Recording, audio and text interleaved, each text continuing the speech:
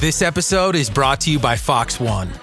Watch all 104 matches of the FIFA World Cup live in 4K for just $19.99 a month with 3 days free.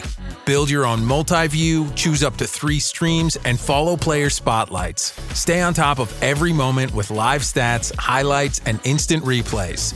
The FIFA World Cup, streaming live on Fox One. Offers are subject to change. See fox.com for complete terms and conditions. Ryan Reynolds here from Mint Mobile with a message for everyone paying big wireless way too much. Please, for the love of everything good in this world, stop.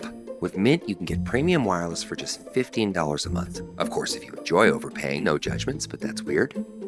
Okay, one judgment. Anyway, give it a try at mintmobile.com/switch. Upfront payment of $45 for 3-month plan, equivalent to $15 per month required. Intro rate first 3 months only. Then full price plan options available. Taxes and fees extra. See full terms at mintmobile.com. The Roger Stone Show on the Red Apple Podcast Network.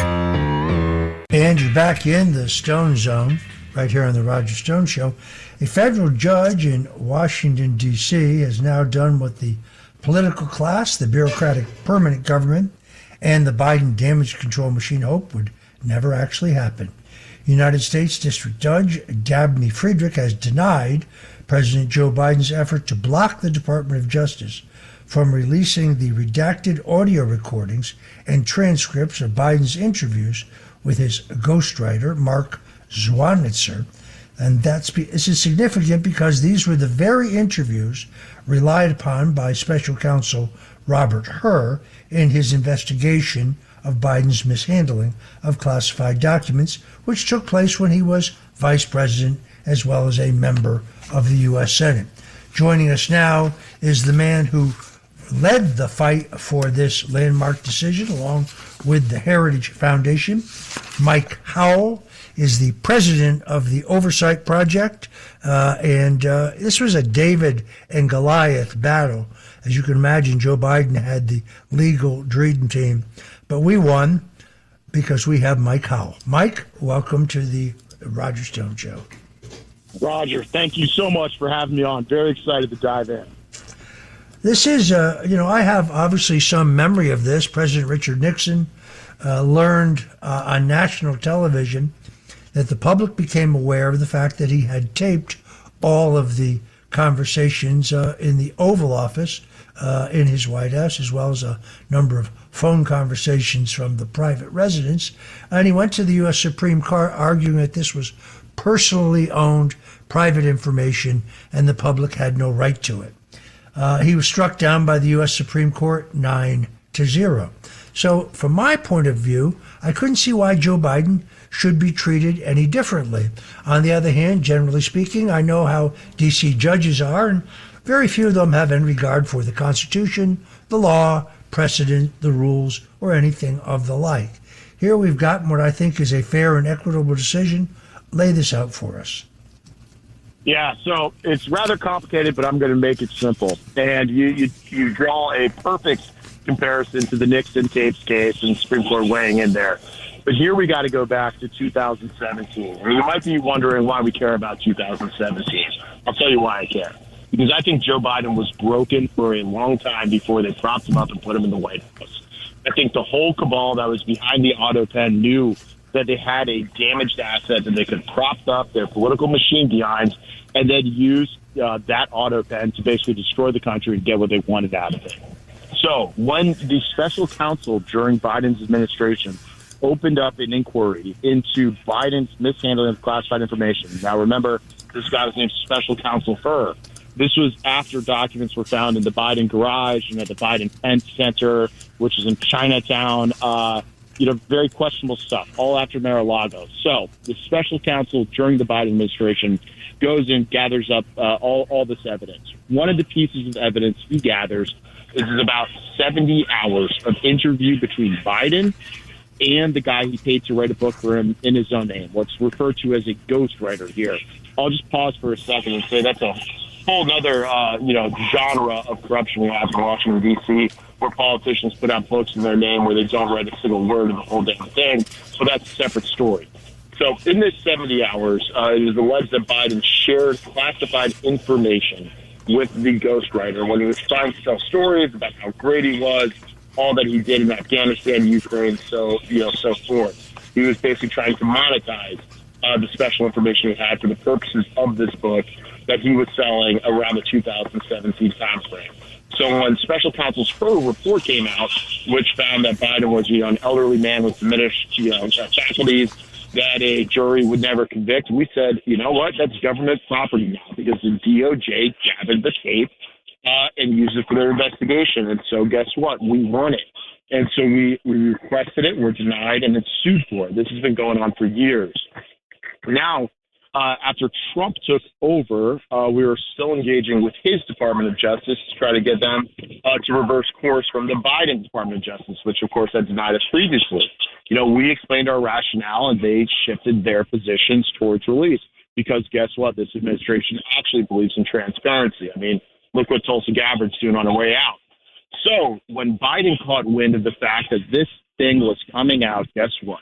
Him and his hotshot lawyers came in and they fought like heck to try to stop it. And, I don't know who's paying for these lawyers, by the way, but he's got a fleet of them and an army and probably charging them billable rates well into the thousands of dollars an hour trying to fight the little small oversight project where a legal team is led by none other than Jeff Clark and a few other guys fighting day in and day out. So we're going back and forth in court.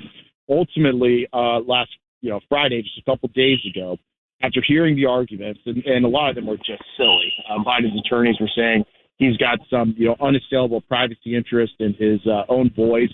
Keep in mind it's for a book that he sold to the public, so not too much private about it. They tried all sorts of arguments, like they took my Twitter feed and the president's Truth Social feed and then Jeff Clark's Twitter feed.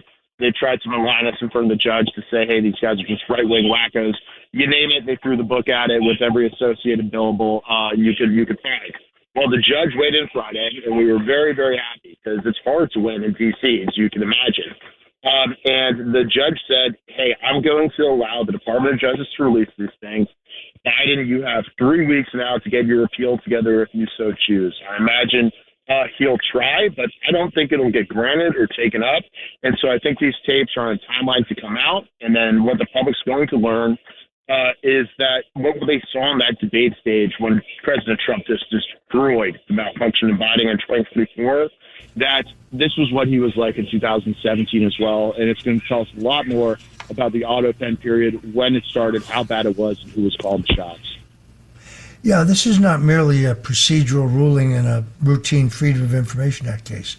In my view, this is a major victory for transparency, accountability, and the basic principle the American people have the right to know who is actually capable of exercising the powers of the presidency and who was not. The finding here is explosive because it first became public because it punctures the carefully constructed fiction, I suspect, that Biden's decline was merely a right-wing talking point. The American people were told for years that Biden was vigorous, he was alert, he was engaged, sharp as a tack, that's what Kamala Harris said, and fully in command. We were told not to believe our own eyes when he wandered, when he mumbled, when he forgot names, appeared confused, needed stage management to complete the simplest appearances, couldn't figure out how to get off of the stage. And then, of course, he constantly fell down. Now, it seems to me the courts are moving us closer to underlying evidence that may show exactly how steep that decline was and what those around him knew it. I think that's exactly right. And it also goes into the motivations of why would you do that? Why would you put up somebody who was so clearly ill-equipped? And I think the answer is, they needed, the Biden family themselves was desperate for money. This is what Hunter was doing. We have the record that Jill was very upset that Joe wasn't cashing in as much as he should have. They saw Obama cashing it in with this huge Netflix deal. They saw Obama fly out to China right after the presidency and sell his autograph and pictures of himself for $10,000 a pop. They saw everyone around them getting rich. And so despite the failings of Joe Biden, they needed him in the mix to be the key figure that could be traded off. Too many people had, over the decades, built up too much reliance on Joe Biden. And they couldn't just let him out to pasture. Despite his malfunction, which I again, think we're going to go back even further than just the 2020s. I think we're going to know that people knew about it in the late 2010s. particularly with this 2016-17, tapes were going to get out. And it's going to tell a story of American corruption. And all this is happening while the entire Democratic messaging apparatus is accusing President Trump of, all sorts of things, from the reflecting fools and, the absurd algae arguments to, everything down the list. And it's going to really remind Americans we just went through a terrible 4 years under Biden. And the reason why so much damage was inflicted was not just merely just crazy radical ideology and politics. It's that the corrupt special interest class needed Biden in there so they could cash in. Yeah, it seems to me the ruling is especially important because the court recognized the extraordinary public interest that's at stake. Hur's investigation, by the way, remember when they accused Hur of being a Republican? Absurd. His investigation involved a sitting president, classified documents, a special counsel who reported to the Attorney General, and an Attorney General who served under the very president whose conduct was being examined. That structure alone creates an obvious need for transparency. The public has a right to know whether Hur pulled his punches or whether he acted properly. Remember, he concluded essentially that while Biden had violated the law, he thought it was unlikely that a jury would convict a man who was infirm as Biden. Well, if he was too infirm to face charges, how was he cognizant enough to be president of the United States? To me, that's a reasonable question. And just as Richard Nixon proposed as a compromise the release of transcripts, the courts argued no. What we had to release were actual tapes. That's because the tape can tell us so much more. A tape has a brutal honesty of its own. It carries the pauses, the stumblings, the uncertainty, the strain, the cadence of a man in real time. That's why they're so desperate to cover them up. If Hur relied on the way Biden sounded, which seems to be what he said in his final report, then the American people are entitled to hear enough of that evidence to judge whether the special counsel's conclusions were fair, accurate, and complete, and whether Joe Biden was in much tougher shape than even we thought he was. That's absolutely right. And I'll say I am 100%.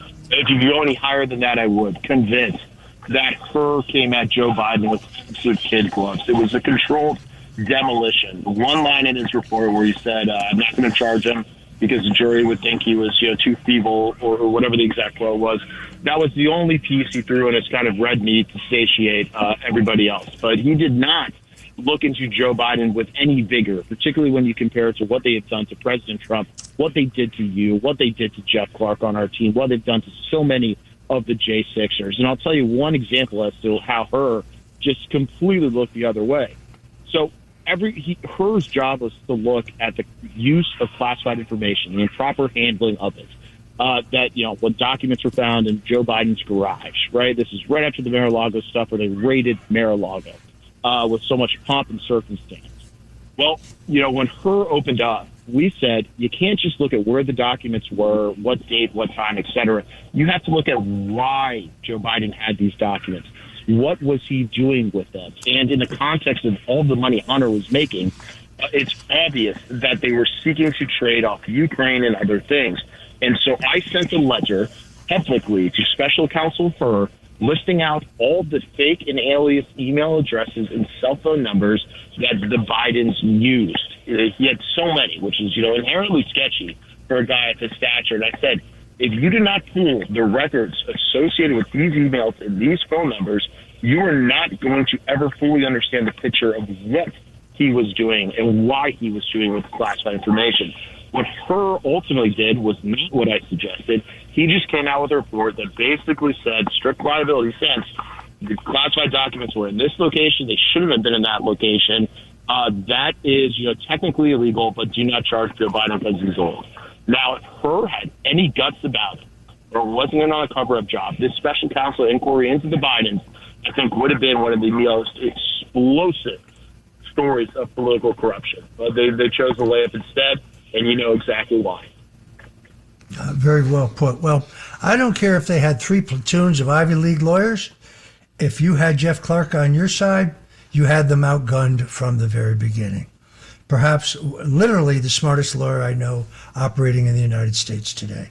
And my hat is off to you, Mike, and to Jeff for this amazing victory. When we come back, I want to talk about the auto pen pardons and why I still believe that they should be tested in a court of law, and my confusion as to now, in view of these new revelations by Tulsi Gabbard regarding Dr. Anthony Fauci, that doesn't seem to be happening. We'll be right back in the Roger Stone Show, right here in the Stone Zone. Don't go away.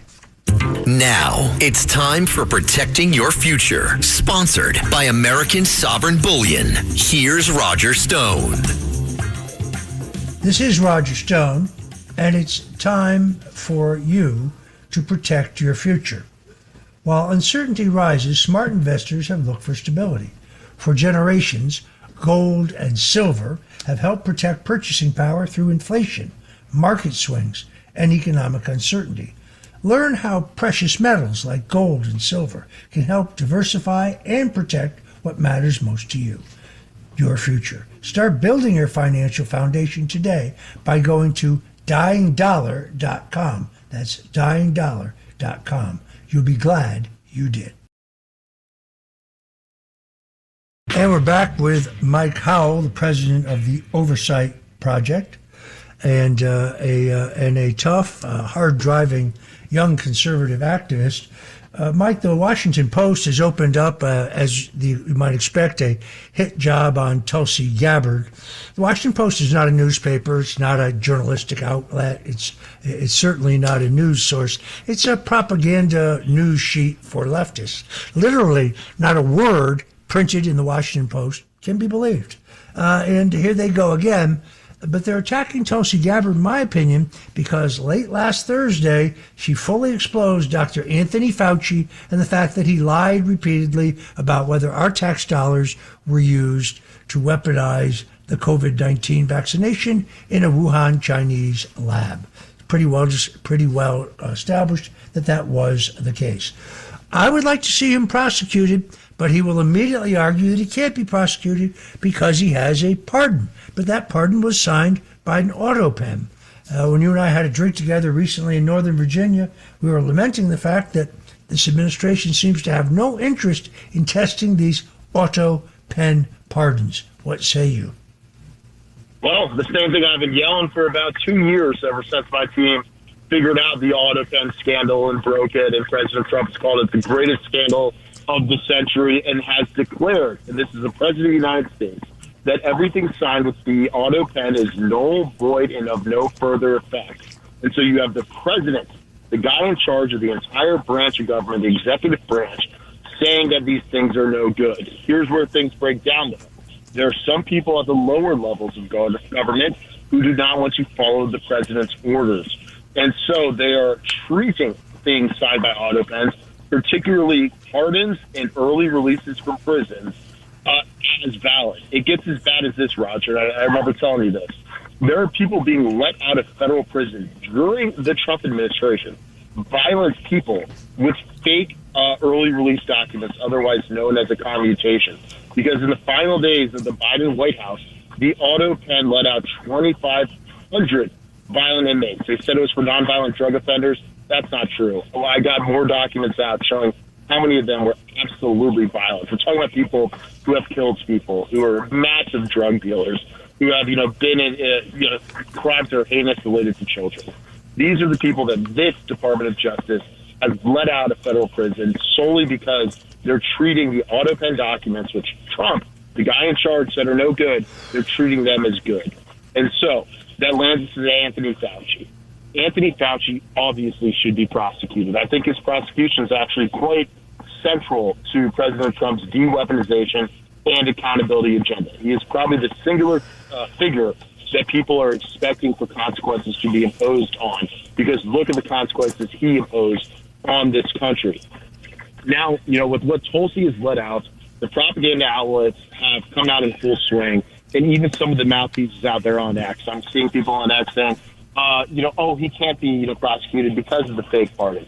Well, you know what? For them, DOJ just has to follow the president's orders, charge this guy for his clear lies to Congress, let him argue that, and then drag Joe Biden out of the basement, back into court, and let him say that he individually authorized each single one and prove, the sequence of events and the timing. Because you know what? my team at the Oversight Project has spent hundreds of hours looking into these things. We found instances where things were signed with an auto pen, and the seal says signed here in Washington, D.C. Guess what? Biden was in the Virgin Islands playing golf with Hunter on that day. It just, defies any common sense. And you don't even need to take my word for it. Take Joe Biden's own word for it. He went to the New York Times after we broke the scandal, and, a couple months in, they called it a conspiracy theory at first, but then it gained traction. People started seeing the receipts we put out. Joe Biden admitted for a significant portion of the ones at the end, he was not approving them on an individualized basis whatsoever. He just told his staff, you just get people, plug their names into the categories, and auto-pen it. And then it gets worse. And there we have it. I'm sorry, Mike, we got to go. Thanks for joining us today in the Stone Zone. Thanks for listening to The Roger Stone Show. You can hear The Roger Stone Show Sunday afternoons at 3. If you like the podcast, share it with your friends and listen anytime at WABCRadio.com and download the WABC Radio app. Hit that subscribe button on all major podcast platforms. Plus, follow WABC on social on Instagram, TikTok, Facebook, and X. See you next time for a new episode so you never have to wonder. What the heck is going on here? Spotify, it's Jay Shetty. Are you one of those media strategy people? Scrolling through spreadsheets, searching for an audience that pays twice as much attention to your ads than they do on social? Let me introduce you to Fans. And they're here with me on Spotify. Trust me, I know Fans. They don't skip, they stay for hours. They don't move on, they manifest. They're not a demographic group, they're fans. Spotify advertising. You're among fans. The grill is shot. The chairs are held together by optimism. And what happened to the rug? Sounds like your outdoor setup is not ready for patio season. Fix it all with Wayfair. Shop Wayfair for grills, rugs, furniture, and more. With 20 million 5-star reviews, room of choice delivery, and expert setup on qualifying orders, it's never been easier to do more for less. Get 10% off your first eligible purchase. Hurry to wayfair.com or download the app now. Wayfair, every style, every home.